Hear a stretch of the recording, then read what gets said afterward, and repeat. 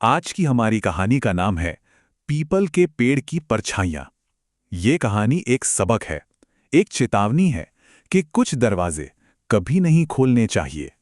तो ये कहानी शुरू होती है एक चेतावनी से। एक ऐसी वार्निंग जो उस गांव का बच्चा बच्चा जानता था। लेकिन क्यों? वजह क्या थी? कोई नहीं बताता था।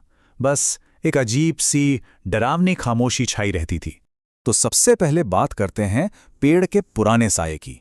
वो साया जो सदियों से उस गांव पर मंडरा रहा था। तो बात है एक छोटे से गांव की। इस गांव के ठीक बाहर एक बहुत ही पुराना विशाल पीपल का पेड़ था। अब सोचिए जरा, वो पेड़ कितना पुराना होगा।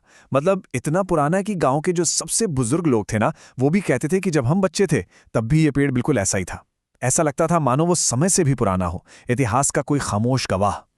और ये पेड़ था भी ऐसी जगह पर, गांव के बाहर एकदम सुनसान टेढ़े मेढ़े रास्ते पर। मतलब एक ऐसा रास्ता जहां सूरज ढलते ही एक अजीब सा डरावना सन्नाटा छा जाता था।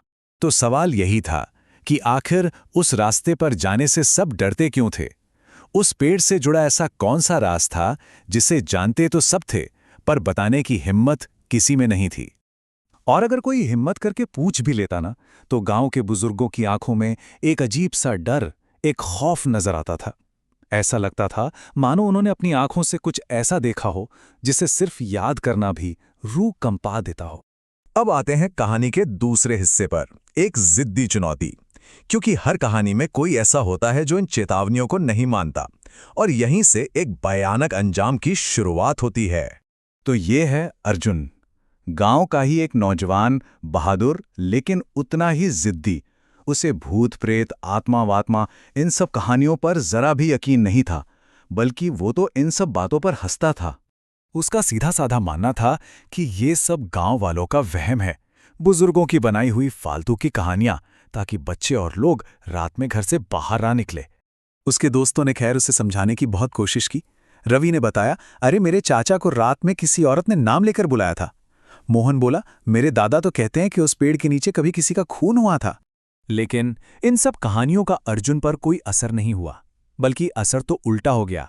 उसने अपने दोस्तों को चैलेंज कर दिया। बोला, ठीक है, आज रात ठीक 12 बजे मैं उसी रास्ते से होके जाऊंगा। और यहीं से शुरू होता है कहानी का तीसरा और सबसे खौफनाक हिस्सा, आधी रात का सामना। अब अर्जुन का सामना उस सच से होने वाला था जिससे वो हमेशा से मजाक समझता आया था। वो रात वाकई में बहुत डरावनी थी। आसमान में काले काले बादल छाए हुए थे, चांद भी बार बार बादलों के पीछे छिप रहा था, और हवा में ना एक अजीब सी ठंडक घुल गई थी। और तो और गांव के कुत्ते भी लगातार भौंक रहे थे, जैसे उन्हें किसी अनहोनी का एहसास हो गया हो।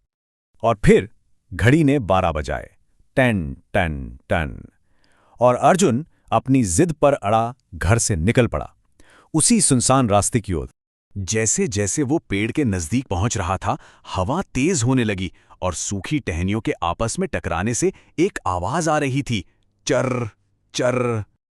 अचानक अर्जुन को महसूस हुआ कि वो अकेला नहीं है, जैसे कोई ठीक उसके पीछे पीछे चल रहा है। उसका दिल जोर से धड़का, वो रुका, एकदम से पीछे मुड़कर देखा, पर वहां कोई नहीं था, दूर दूर तक कोई नहीं।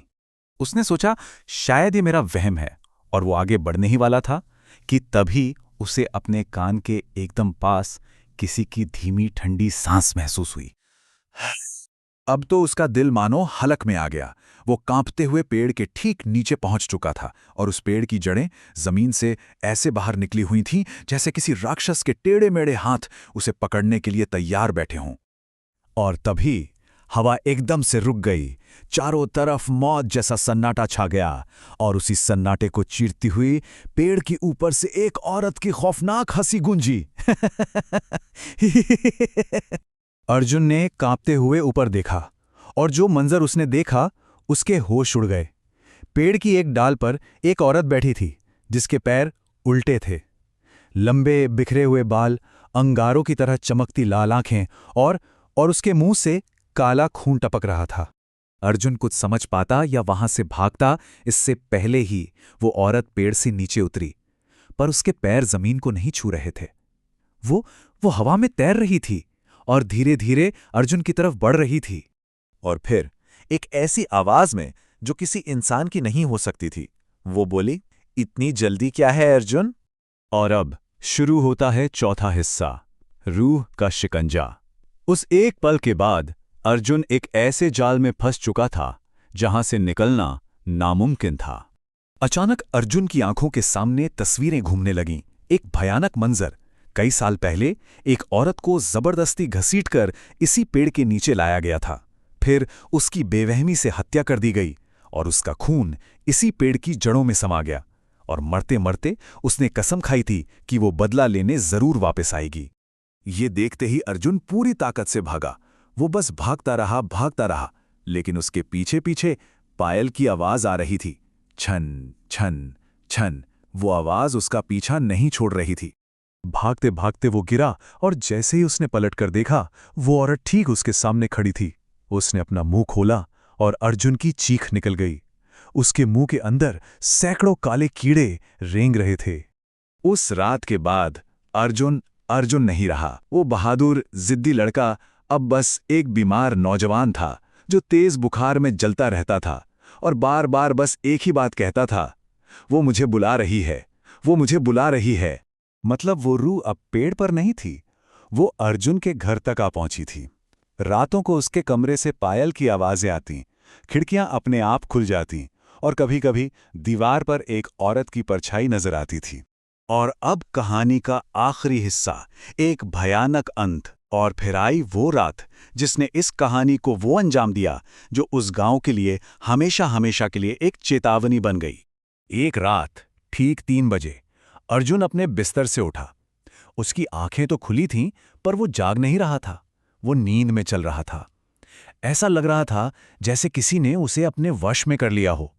और वो घर से निकलकर सीधा उसी पीपल के पेड़ वाले रास्ते की तरफ चल पड़ा। अगली सुबह जब गांव वालों ने उसे ढूंढना शुरू किया तो उन्हें अर्जुन की लाश मिली, उसी पीपल के पेड़ के ठीक नीचे। उसकी आंखें खौफ से फटी की फटी रह गई थीं। लेकिन सबसे भयानक बात यह नहीं थी। सबसे भयानक बात यह थी कि अब उस पेड़ पर एक नहीं बल्कि 2 परछाइयां नजर आती थी, एक उस औरत की और दूसरी अर्जुन की। और अब आखिरी चेतावनी। अर्जुन की ये कहानी उस गांव के लिए एक सबक बन गई। एक ऐसी कहानी जो एक पीढ़ी से दूसरी पीढ़ी को सुनाई जाती है। और आज भी उस गांव के बुजुर्ग अपने बच्चों को सिखाते हैं कि अगर कभी रात में किसी सुनसान रास्ते से गुजरो और पीछे से कोई औरत तुम्हारा नाम लेकर पुकारे, तो कभी भूल कर भी पीछे मुड़कर मत देखना, क्योंकि जो एक बार मुड़कर देखता है वो फिर कभी वापस नहीं आता।